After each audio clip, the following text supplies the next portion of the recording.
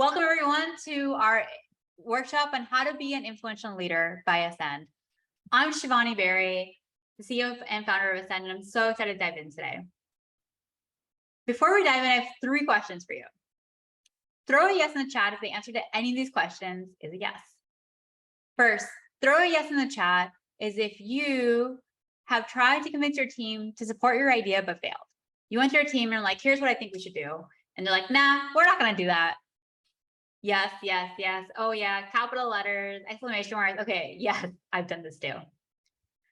Put a yes in the chat is if you're not sure how to get buy-in from a key stakeholder. You're not sure how to get your manager's attention. You're not sure how to win over that cross-functional partner so they actually put in some time on something that you need help with. Yep, yes, yes, yes. Okay, a lot of yeses. Yes, it can be tricky, 100%, Adriana. And finally, put a yes in the chat if you want your ideas taken seriously. When you speak, people listen. They are excited to implement your ideas. They want to hear what you have to say. Oh, yes. Okay, that one totally hit a spot. Yes. I've definitely dealt with all of this. Hi, everyone. I'm Shivani, the CEO and founder of Ascend, where we offer an online leadership program to help women move into management. I started Ascend because I used to be in your shoes. As I was moving up to management, I learned how to rally stakeholders and advocate for yourself, for myself, all by making a ton of mistakes. Some guys, probably just a lot of blowups. You know, I vividly remember as a product lead, I was meeting with my team to align on what our roadmap was going to look like for the quarter.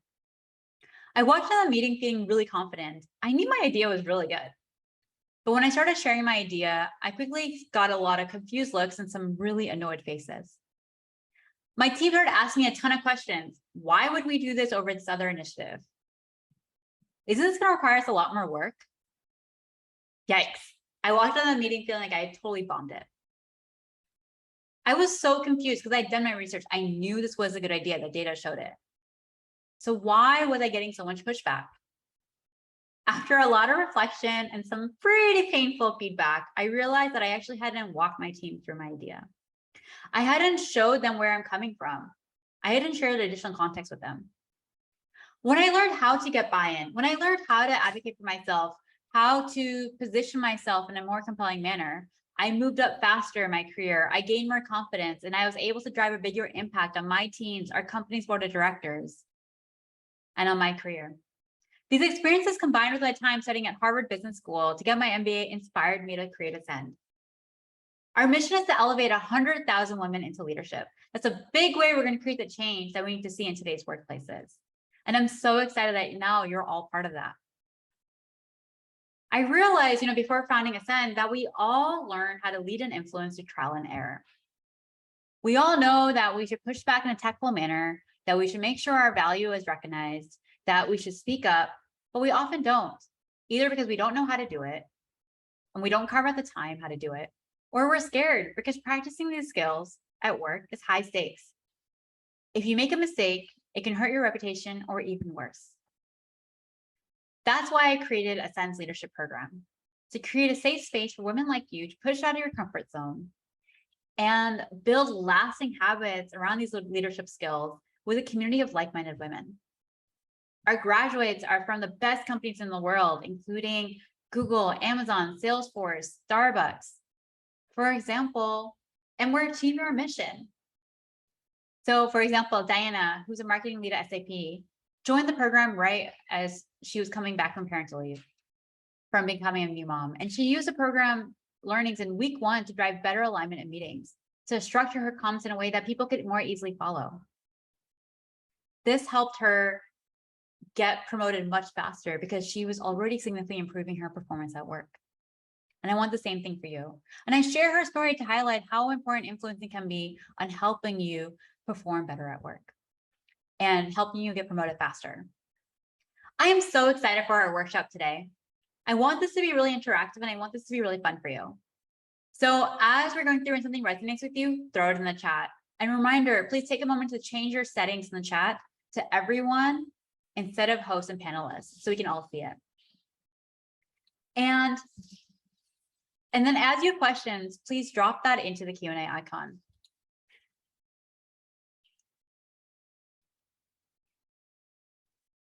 Great. Perfect. And you know, this workshop, to be honest, is extra special for me because I'm a new mom. I'm now like mom to like an amazing daughter, almost 4 months old. And so this is my first workshop coming back from that. And so I'm like super excited. And thank you so much for the energy in the chat. It's a really nice welcome, and I'm so excited for us to like dive in. So as we dive in, I want to like have questions. You know, I have a question for you. Thank you so much for the wishes. Oh, you're all so sweet. Yes, it's been an amazing adventure. And it's just, yeah, thank you so much. It's been like the best thing ever. So as we dive in, I have a question for you, and throw your responses in chat. Why do you think some people ascend faster in their careers than others? Why do you think some people get promoted faster, move up faster? Throw that in the chat. Maybe it's right place, right time, luck. What do you think it is?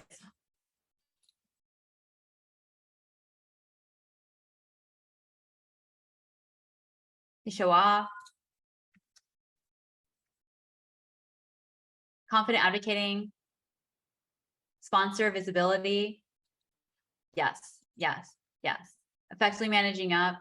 Yeah, these are all very true. And you know, the key reason why people move up is at the leaders at the top are skilled at influencing. The people at the top know how to get you on board with their ideas. And you know, if you think about it, that makes sense. As a manager, you're not actually doing the work. Your job is to guide your team to do the work. And so it's similar to like a conductor at the symphony. She doesn't actually play the music. She guides the other musicians to play beautiful music. And really, you know, that's why it's so important for you to be able to influence. And I definitely learned this the hard way. So, you know, I told you about the blow up I had at work with my team. Now, this is my team and I celebrating after a successful product launch. Now, I promise you, if I had not learned how to influence, if I had not learned how to collaborate with them, how to make them feel like their ideas were heard, how to improve my ideas in a way that incorporated their feedback, we would not have been here. We would not have even been hanging out. They would not have wanted to have anything to do with me, but also we would not have been successful at our goals. My reputation, once I learned how to influence, became so much stronger. I was tapped after this project for even bigger initiatives at the company by our CEO. And that's why it's so important to know how to influence, because the thing is, great ideas aren't enough. You have to know how to get people to come along with their ideas. And if you think about it, it makes sense. For example, you know, if you think about it, your company, you have a marketing and sales department.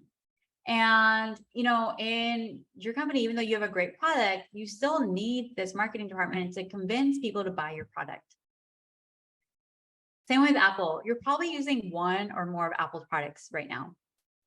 Apple has amazing products, yet they spend over $2 billion on marketing.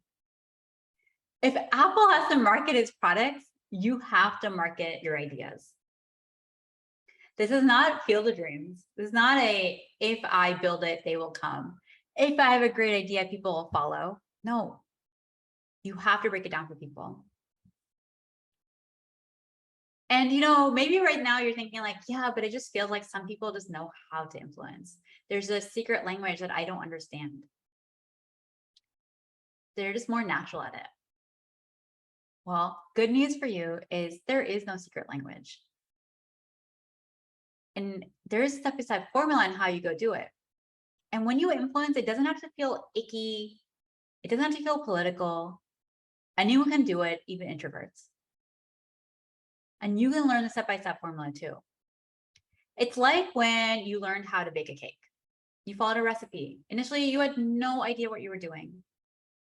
But throughout the process, you know, you did step by step. You put in the flour, you put in the eggs, you mixed it, you put in the oven.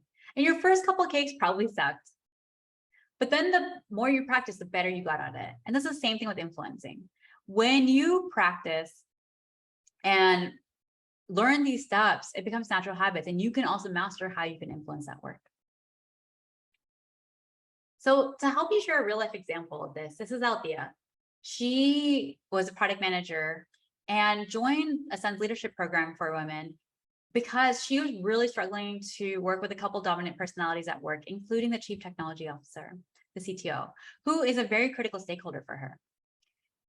They weren't including her in key meetings.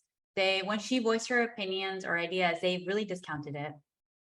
This was hurting her ability to do her job well. This was hurting her ability to get the visibility and to be able to get that promotion that she so much deserved and was ready for, and to drive a bigger impact at work. So she used the leadership program tools to understand how can she frame her message in a way that would win over that dominant personality. She used our 8-step feedback method to actually go deliver that feedback to the CTO. But before she did that, she practiced in a role play in our program. So she knew exactly what she was doing before she went and had that conversation. The conversation went so well that they had a breakthrough in their relationship. It transformed the relationships. He now comes to her to seek out her opinion. That's the dream, right? That is so important. When you know how to influence, it is a game changer in your career. And, later on in today's workshop, I'm going to invite a couple of our Ascend graduates to share with you how they've applied the learnings to their own work, so you can see more real life examples. And as we're going through it, as you have questions, feel free to drop it in the Q&A icon that's in the bottom right of your screen. You can add questions, upload questions, and I'll take questions towards the end. So, before we go into how you can actually get buy-in, I want to talk to you about what is, why we fail to get buy-in. We fail to get buy-in for 3 key reasons. 1, we assume everyone else has the same context as us. We think everyone else thinks the same way that we do. They have the same amount of information. They have the same goals. 2, fear of dissent. We think our cross-functional partner, our teammate, our manager is going to push back on us. So before they get a chance, I'm just going to jam this right through. And 3, time crunch. We're up against a project deadline. We're like, I don't have enough time to get this person on board. I'm just going to put this through. Now you're probably thinking to yourself, yeah, I've done 1 or more of these before. And so for you, it's, it's more to realize that while this might work in the short term, it definitely does not work in the long term. When you fail to get buy-in, people don't trust you. They don't think you're fully transparent. They aren't going to be able to support your initiatives. Maybe they do initially as a favor, but that's not going to long-term effect. And your projects are going to have huge problems in getting things done. You're not going to be seen as a team player that people want to work with.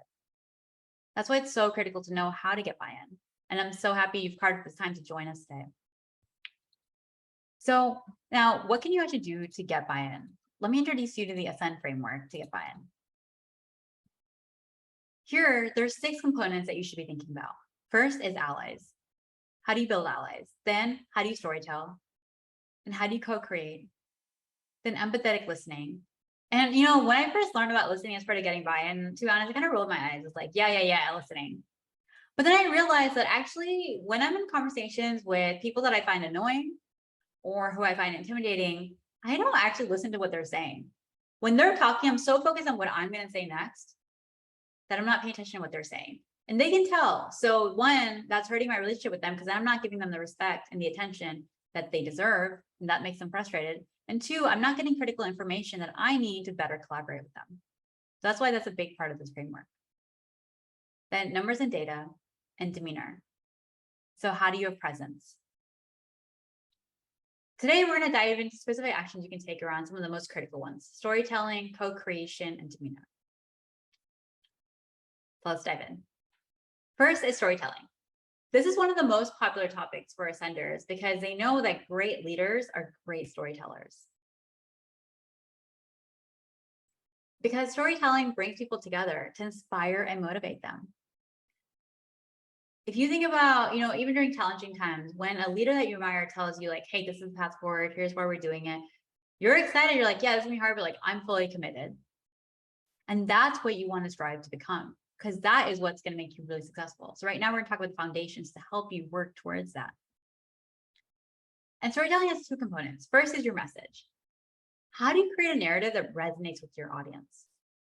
Thinking about what do they care about? What are their concerns going to be? What are they going to push back on? And how can I proactively address that? In the leadership program, we spent over a week talking about this. Ascenders get the message preparation worksheet, which people use even 2 years after the program on their work every single day. to help you figure out how can I structure my message in a way that is very compelling every single time. And once you have that compelling message, then you got to have the delivery to nail it, to hit it home. Drop a yes in the chat if you are guilty of adding a lot of backstory. You tend to ramble a lot. You tend to just like go on and on and on. Put a yes in the chat if that's you. You tend to be a rambler. You add a lot of backstory. Yes, I ramble a lot. Yes, yes, yes. All right. So for all of you, here's a couple strategies that you can use to help you be concise. First, cut the jargon and backstory. Don't use formal words, fancy words. That doesn't actually make you sound smarter. Make it easy enough for people to understand what you're saying, what your idea is. Keep it simple. And cut out all the backstory. You don't need to add a lot of context. Think about what is that key message that this person needs to understand, and cut everything else out. Put it in the appendix. You can always surface more information as they have more questions.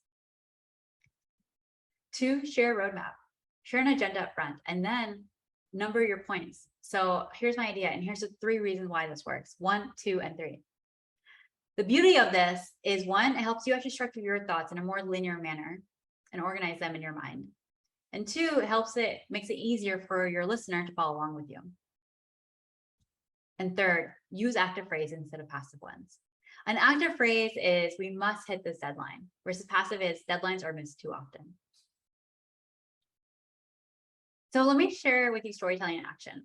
This is Kendall. She was a marketing manager at Fox and a graduate of the leadership program. So week 3 of the leadership program, she got dropped into a last-minute meeting, which her manager couldn't attend. It was a really important meeting. They had to get budget approval for their team. And she was meeting with some senior stakeholders. Naturally, she was nervous. I mean, we've all gotten dropped into last-minute meetings when you don't have a lot of time to prepare. But what made this meeting especially hard was one of the stakeholders was a really difficult person who didn't seem to really regard what Kendall had to say. So what did she do? She was freaking out in the moment. She had 1 hour to prepare, and she used the Ascend tools to help her prepare for that. Thinking practically, what are their concerns going to be? What are their objections going to be? What are the things I need to highlight? The 30-minute meeting went so well that by the end of it, everyone signed off on the budget, and even that difficult stakeholder who typically says no to her. She walked out of the meeting feeling more empowered than she ever had been and feeling much more successful. That is the secret of influencing. When you know how to influence, it becomes a natural habit for you. It is an immediate confidence booster. When you know that in any situation you get dropped into, ad hoc, last minute, fire drill, in a meeting, someone asks you a question, you have the tools to clearly articulate your idea and present it in a way that people are receptive to and are eager to learn more about and explore. That is so empowering, and that is a game changer. So let's talk about the next one, demeanor. You can also think about it as presence. And this is an interesting one because we've all gotten feedback at one point or the other around whether you have presence or you don't have presence. And presence is a really elusive trait. It's more it when you see it. It's how people perceive you. It's how your colleagues perceive you. We can define it as it's your ability to own the room, especially in moments of stress. When people are, peppering a lot of questions at you. When you're on a fire drill, how composed are you? What's your body language like? What are your nonverbal, verbal cues like? That all is presence. The good news is that we're not born with presence. You can develop it over time. And there's specific strategies that you can use to develop this. A big one is the words that we use. Put a yes in the chat if you are guilty of saying sorry for the sake of it. Sorry, I have an idea. Sorry, I have something to add. Sorry, I have a question. Put a yes in the chat if that's you. When we're going through this in our program, one of our ascenders, Kendi, was like, yes, I'm guilty of saying sorry all the time. Even when I bump into a coffee table, I will apologize to the coffee table. Sorry, guilty. Yes, I will start my conversations with the sorry. My worst habit. Yes, so guilty. Yes, 100%. Yes, I did. Yes, yes, yes, yes, yes. All right. So here are some specific strategies that you can use to say in these moments instead of saying sorry. Instead of saying sorry to bother you, say, do you have a minute? Why are you apologizing to your colleague when you ask them for some time to meet with them about a project that you both are working on? You're not asking them for a favor. This is something that you both need to work on together. Sorry, I messed up. I'll fix that now. Sorry, I didn't realize. Thanks for pointing that out. Sorry, I didn't understand. Can you help me understand? Maybe you didn't, it was your fault that you didn't understand, or maybe that person didn't explain it properly. Similar to how you don't always explain your thoughts properly. Why are you apologizing for the sake of it? Sorry, I'm late. Thank you for your patience. Now, of course, apologize when you make a mistake. This is here when you're apologizing for the sake of apologizing. It should not be your default. Because the words we use shape how we perceive ourselves and how others perceive us. For example, Natalie, a senior engineer at Salesforce, when you were going through this in the leadership program, she realized, oh, I actually say sorry all the time. It's my default. And so for that next week, she committed to, I'm going to use these replacement phrases. And I kid you not, by the end of the week, her manager, her teammates were like, Natalie, there's something different about you. You feel so much more confident. Your ideas are really great. Now, they didn't know the change she'd made, but like that was the only change she made. She stopped saying sorry. She stopped minimizing herself. And so that's why it's so important to be conscious of how you show up, impacts your ability to influence, and affects the ability of how people perceive you on this. And then the third one, co-creation. Co-creation is about getting people invested in your ideas. It's about bringing people along in your thought journey.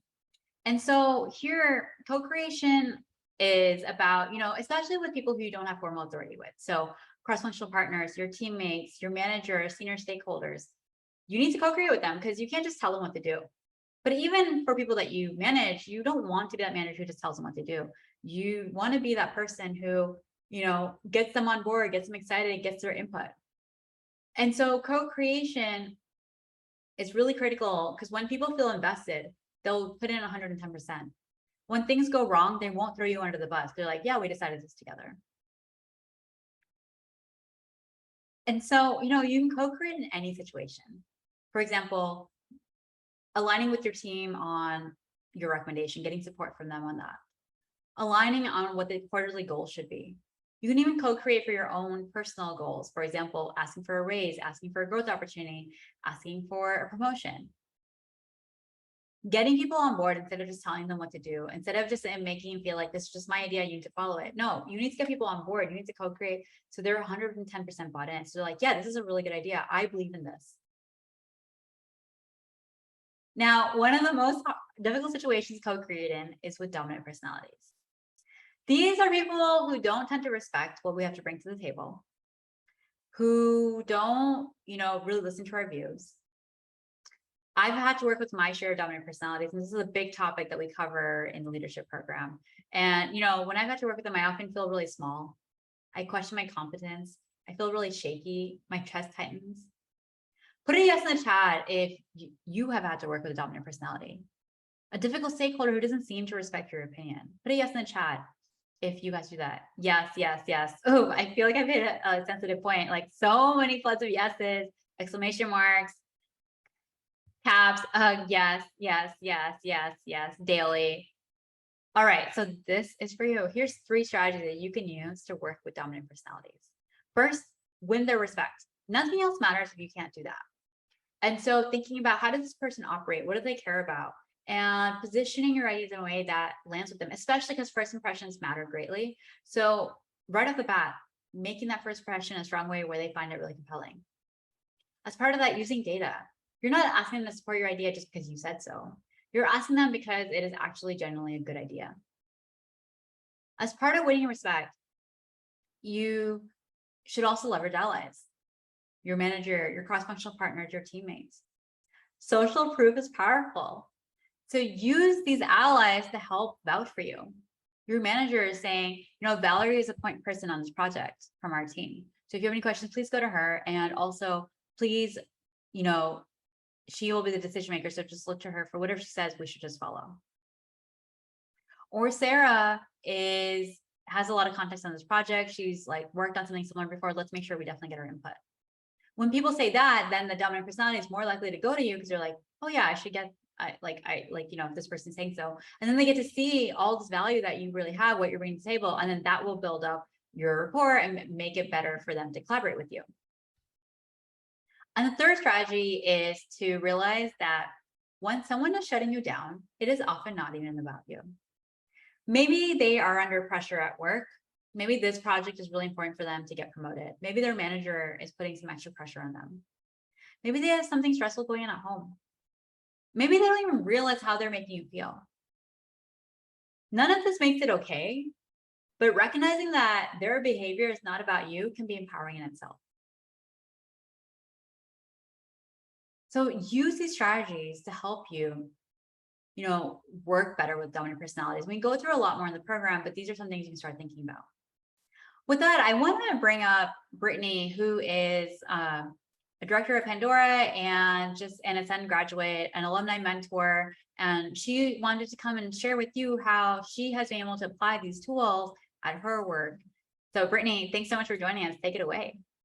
Thank you, Shivani. Hi, everyone. Thank you so much for joining today. I'm really excited to be here. This framework has been so imperative to my success in my role thus far. A year ago, I was in charge of bringing on this big organizational change that impacted our sales team. And while our sales leadership team was bought in, the sellers themselves were not. And I went into this meeting super confident, really excited. I'd only been an associate director a couple of months. So I was new in the role and just really excited to just bring on this change that I was tasked to do. And the meeting just went off the rails.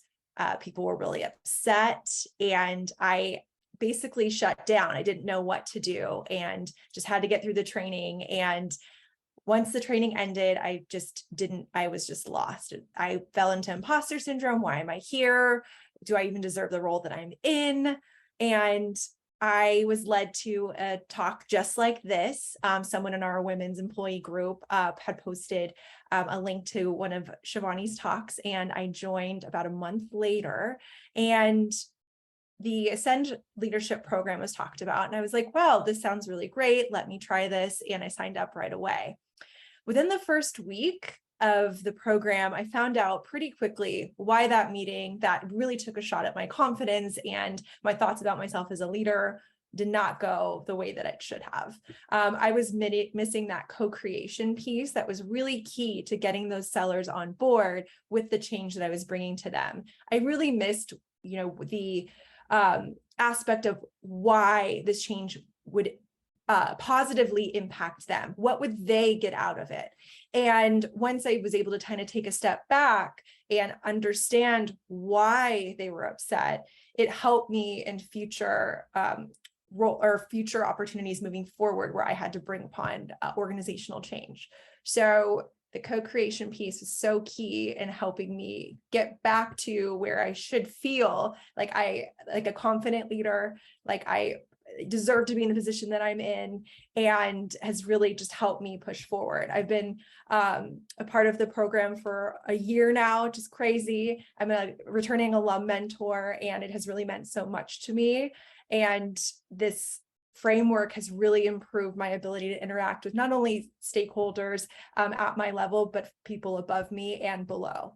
So it's really, really awesome. And this program is fantastic and has really changed the way that I look at myself as a leader. So thank you, Shivani. Thank you, everyone, for the opportunity to speak.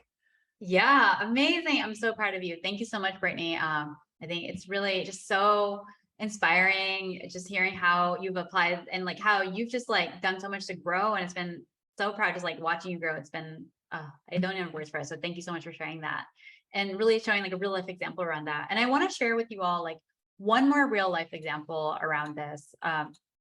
So this is Satang. She was a program manager at Twilio, and she basically, she would tell you herself that prior to Ascend, when she would walk into meetings, she would be shy about speaking her ideas. She would, especially if she was meeting with senior stakeholders, she would often hesitate to speak up because she wasn't sure if it was like her place to do it or if she had all the right information. And during the program, she got the tools to understand, how do I position my ideas to executives? How do I position my ideas to cross-functional partners, and the space to practice it too? So shortly after the program, she was in a budget planning meeting with senior executives of the company, including the financial officer, so the CFO. And in that meeting, she asked for budget and was able to position it in a really clear manner that was very compelling. And she'd asked for budget before and she gotten shot done and didn't get it. But this time she, came in really prepared, used the Ascend tools, and she asked for budget and she got it. She got $1 million of budget on the spot by her CFO. How incredible is that? And, it's just such an amazing journey. I'm so proud of Satang for really putting herself out there and taking the time to position her ideas in a way that was really compelling. And that is what's so great. As you've heard from Brittany, now the story about Satang, when you know how to influence, you show up stronger. People see all the value that you're bringing. And also it's a huge stress reliever. So, Brittany was sharing where, there was a lot of conflict. She wasn't sure what was going wrong. And she was able to strategically approach that in a way that got people on board. And so not only did that have the project more successful, she felt more content. She felt more confident. And that's the same thing that happens. And then when things start going off track, when you co-create, it saves your reputation. People are aligned. They know they've done this together. So in summary, I want to share with you the Ascend framework to get buy-in. We've gone through this today, some key parts of it, and there's much more, but we just don't have time to cover it all. So thinking about allies, storytelling, co-creation, empathetic listening, numbers and data, and demeanor. In Ascend, we're all about action. So I want you to take about a minute right now and think about a meeting that you've recently had. And think about maybe in that meeting, you did not share your idea or voice your comment because you were afraid of being wrong or you didn't have all the information. Or maybe you did voice your idea or make that comment, but people quickly dismissed it, or they were confused about what you were trying to say. Now that you have that moment, I want you to reflect and think about what's one thing you need to improve on to influence stakeholders. What should you have done in that meeting to show up stronger, to present your idea, to make that impact? Maybe for you, it is around storytelling. Maybe it's for you to stop minimizing yourself, stop saying sorry, to improve your presence, to co-create, to gain confidence in yourself. I'm gonna throw in the chat. Throw in the chat, and I'm gonna play a little music while you're thinking about it. But whatever it is, don't overthink it. Maybe for your storytelling, co-creation, presence, what is one thing you need to work on to be better at influencing stakeholders?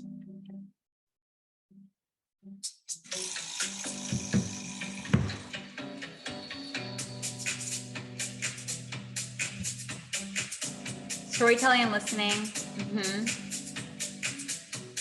Putting the right words together, being able to think on the spot. Yeah, being able to think on the spot is an art, but you can practice it. You can learn how to do it. So throw in the chat. Don't overthink it. Just throw in the chat. What's one thing you can do to influence stakeholders? Articulating with simple words. Preparation in this framework helps a lot. Glad to hear. Nice to see you, Anna. Understanding people's motivations, co-creation. Be prepared with data. Taking criticism confidently, bringing the data to conversation, being assertive. These are great ideas. Stop being so self-deprecating and learning how to advocate for myself in a way that lands well. 110%, yes. So about 10 more seconds, throw in the chat. What do you need to do? What's one thing you can do to improve on to better influence stakeholders? Managing emotions, knowing how to tailor my presentation, language to preferences of my principal, stakeholder, and boss. I love the managing emotions. I think it's totally true. Yes. Demeanor, yes, yes. These are all so good. So now that we're gone through it, as Ascend, we're all about action and accountability. So now that you know, here's what I need to go work on, I want you to think about okay, what exactly do I need to do in my day-to-day to make sure I'm working on it? If I need to be a better storyteller, how am I actually going to start presenting more clear arguments? How am I actually going to structure my comments? If I need to have presence, how am I going to make sure I'm showing up more confidently? If I need to be better advocating for myself, what does that actually mean? How will I actually apply that? And then on the accountability piece, I'm sure you're busy. And so how am I going to keep myself on track tomorrow, 3 weeks from now? This is really, really important to make sure that you're actually creating the change. You've hired up to come to this workshop. Now, how are you actually going to make sure you're implementing this? I highly recommend that you get together with a group of women from different companies, ideally, because it becomes a safer space to share. You don't have to worry about things getting back to your boss. You don't have to worry about your reputation getting hurt at work. In Ascend, we handpick and curate small groups of high caliber, low ego women. And our Ascenders love that. So if you want to go do this for yourself, go for it. If you're like, I'm not really sure how to improve, I'm not sure exactly what step-by-step I need to do, or I'm busy and I just want someone to create this group for me, then I'd love for you to come join us in Ascend's leadership program. It is a 6-week online program where you'll develop the skills and the practical tools to be able to influence at all levels, to be able to know, how do I structure my comment in a meeting? What do I do when someone pushes back against my idea? Tackling imposter syndrome, giving feedback that actually lands. What do you do when someone gets defensive when you give feedback? All these topics that we never talk about, but keep us up at night. For example, how do you push back against a dominant personality? How do you win their respect? Today I've shared with you stories of graduates from all these top companies and so many more about how they got promoted faster, how they were able to win over difficult stakeholders, how they were able to be less stressed out at work, advocate for themselves, get a seat at the table. And so this program is really for you if you are someone who, just picture you're driving down a road and you hit green light after green light after green light. How good does that feel? If you're like, I want this at work. Anytime I share an idea, anytime I voice my opinion, I want people to listen to it. I want people to be excited about it. I want people to come seek out my own opinion. The program's for you if you are someone who wants to be an expert at influencing. You want your ideas taken seriously. People are excited to implement your ideas. They want to hear what you have to say. You want to conquer imposter syndrome. You're ready to feel confidence in yourself. Because if you don't believe in yourself, then why should anyone else? So taking the steps to make sure you're showing up in your fullest potential.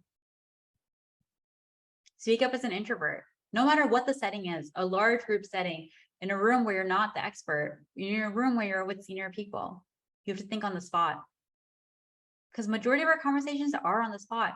How do you get used to having and sharing your ideas in a way that you're comfortable and you're able to communicate all the good thoughts and experience that you have?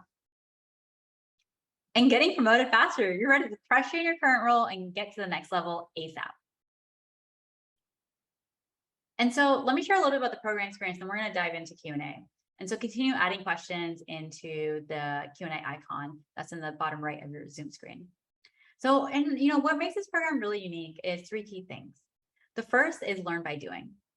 Everything we will go through in the program will have a clear step-by-step playbook of what to do, including how do you handle situations when things blow up? Because that happens a lot.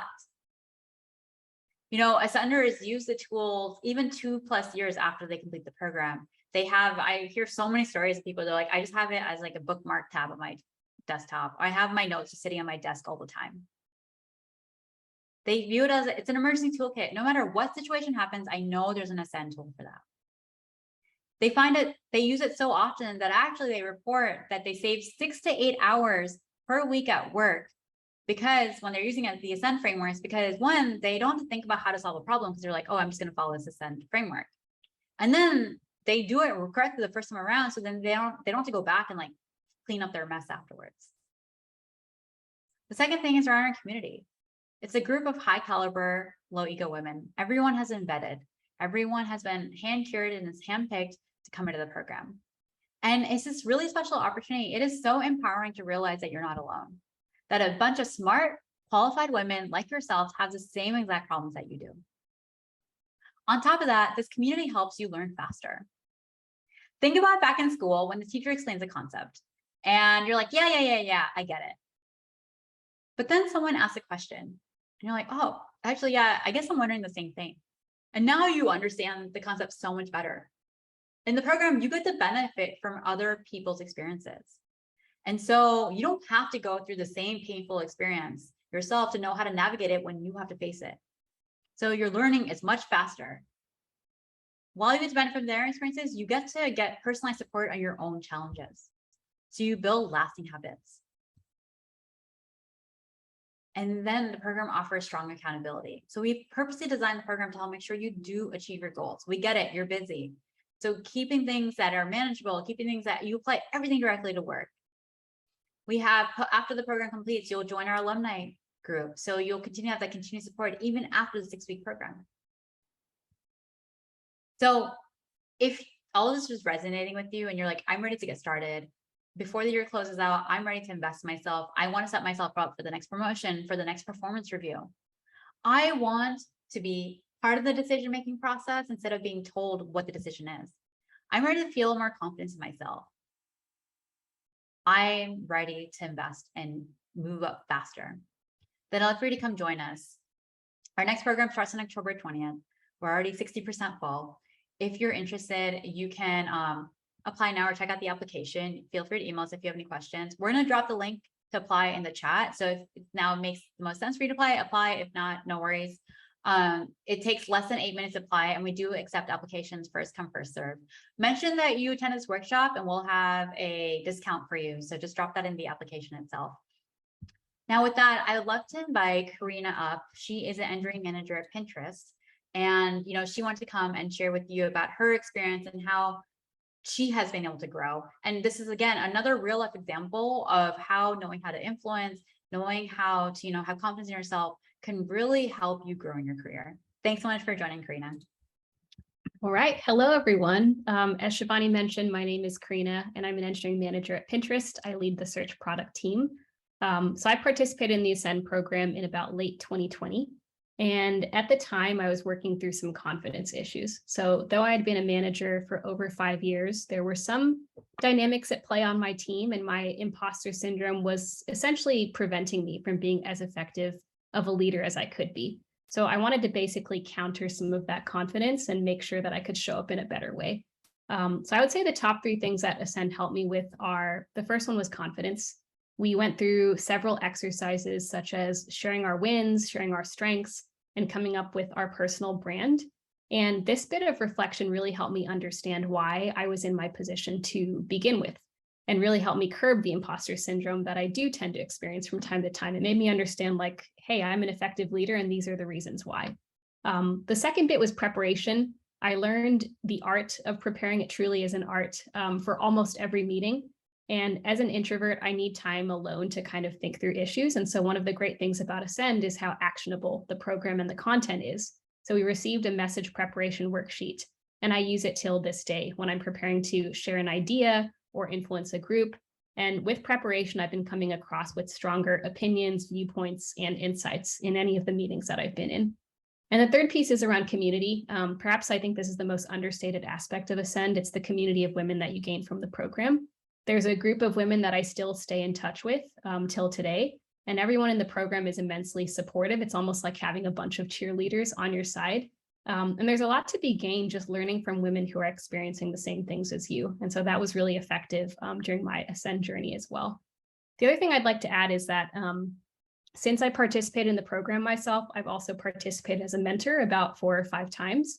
And each time I get a refresher on the content and a reminder on the learnings and the tools, and that they're all just at my disposal. And so in fact, when I got to Pinterest, I actually suffered a bit again from a lack of confidence as I compared myself to others in the company.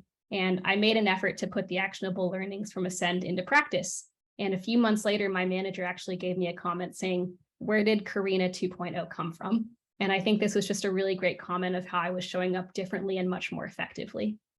So I really think this program was so beneficial for myself. It's the only time that I've invested in myself professionally in this way. And it's really helped me as a leader, and it's helped me kind of get better and get more scope as a leader as well. So yeah, that's a little bit about my experience. Amazing. Thank you so much for Karina. I love that Karina 2.0. That's so good. So good. And like such an inspiration. And, Karina and Brittany are great examples of the kinds of people you're going to meet in the program. And, they're both coming back and this year. You're going to see them in the cohort too. And thanks so much again, Karina, for joining. Now with that, why don't we dive into questions? So as you have any questions, please drop that into the Q&A icon. that is in the bottom right of your Zoom screen. And we'll dive into all these questions. They're so good. And I'm just like loving all the energy in the chat. So thank you so much for that. First one, how do you manage up when your manager is ineffective at getting buy-in and where you might be more skilled at it? Great question. You know, that like, this is like a good example of where you managing up, knowing how to do it comes into practice. It's like super, super important. And so, especially with your manager who has an outsized impact on how you will be successful at the company. So around it, you know, it's really thinking about the same things we talked about today matter: storytelling, presence, co-creation. So for example, aligning with them, understanding like, how do they like to operate?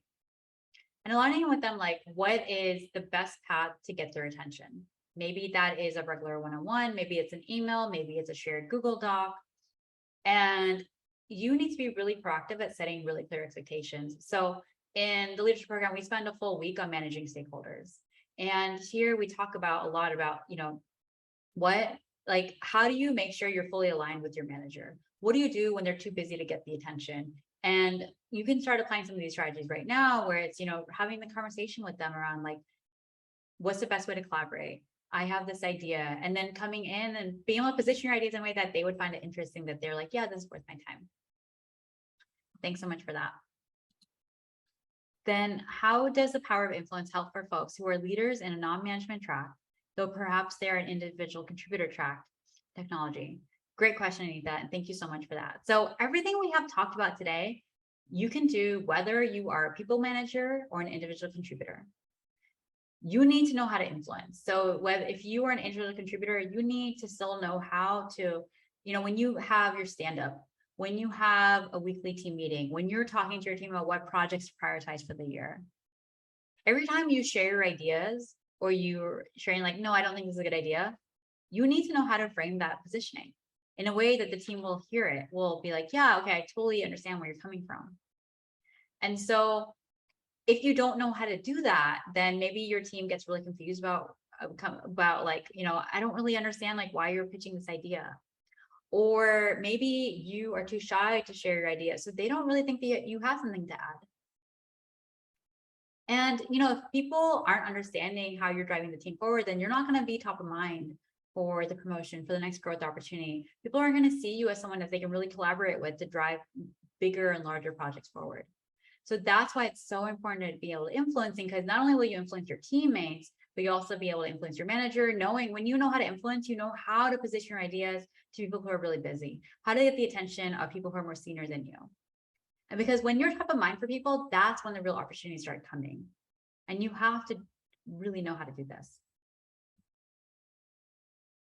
What's your advice for people who are introverts and shy, but are very passionate?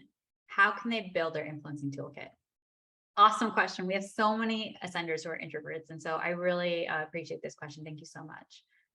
You know, there's a few different things you can do. And, you know, some of the things is around, a lot is like around preparation. So we spend a lot of time preparing. And, you know, Karina was talking about that, where really thinking about in advance, like, who are you meeting with? Who are you going to be talking with? What are their concerns going to be? And we have a template that you can get to help you use this. And so like when you go into that meeting, even if it's supposed to be just an ad hoc conversation, you have much more information. You feel much more prepared than you might actually imagine that you are. The other thing about in influencing is figuring out like what's the right format that you can talk to people in. You don't always have to have conversations, group meetings.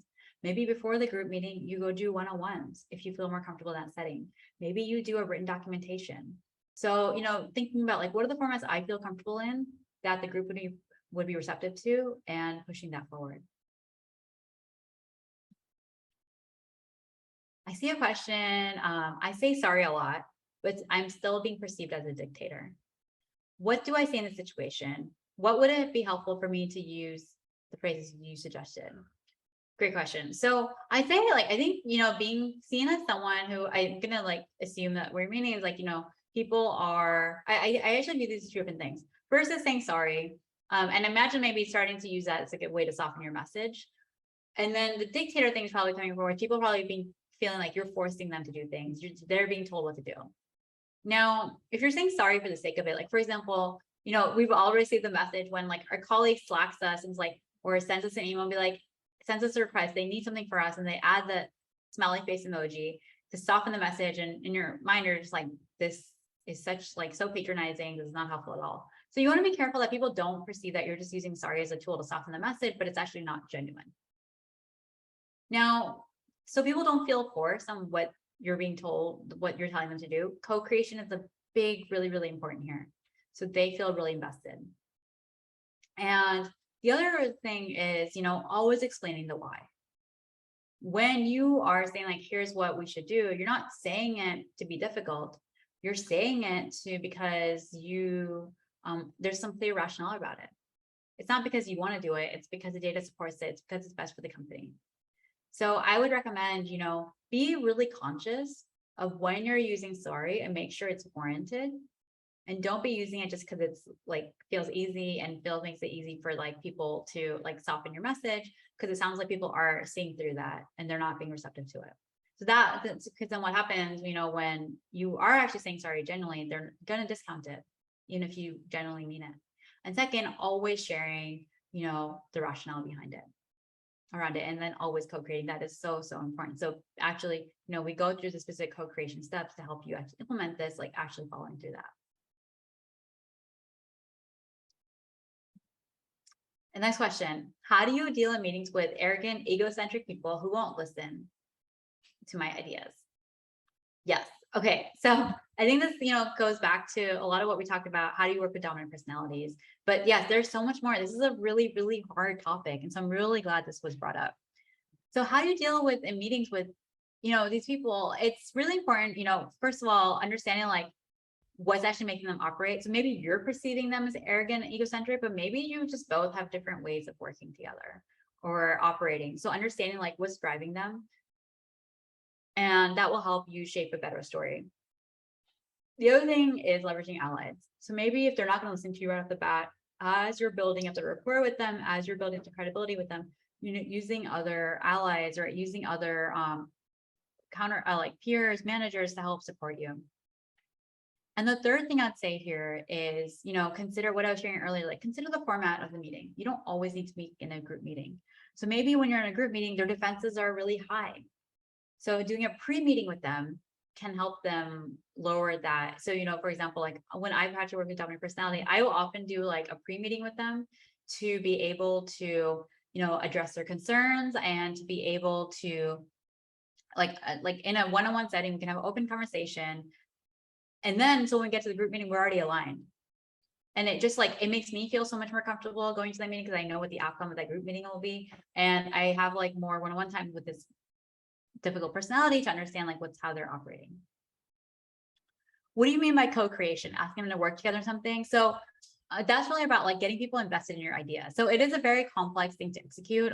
In the leadership program, we spent a week on this, like the step-by-step formula, but it's really around like, what are the steps you need to take to make sure that people feel really invested in your idea instead of actually them feeling like you're just telling them what to do? So how do you make them believe that this is good for them? And that's really what is there around co-creation. So there is, I see a question. So there's, I want to be mindful of time. Thank you so much. There's like so many questions. And so, again, like if, if this is something that really resonated with you, I'd love to come work with you closer in the Ascend Leadership Program. Our upcoming cohort includes women from Google, Uber, Salesforce, General Motors. It's just like shaping up to be such an amazing group. And so if you're interested, apply now. It takes less than 8 minutes. And mention that you joined the workshop, you'll receive a discount on the tuition as a thank you for joining, as an added bonus, which will expire soon. And I thank you so much for joining. We'll send out this recording, and I hope everyone enjoys the day, and like good luck as you keep practicing this, and take care, everyone. Thank you so much.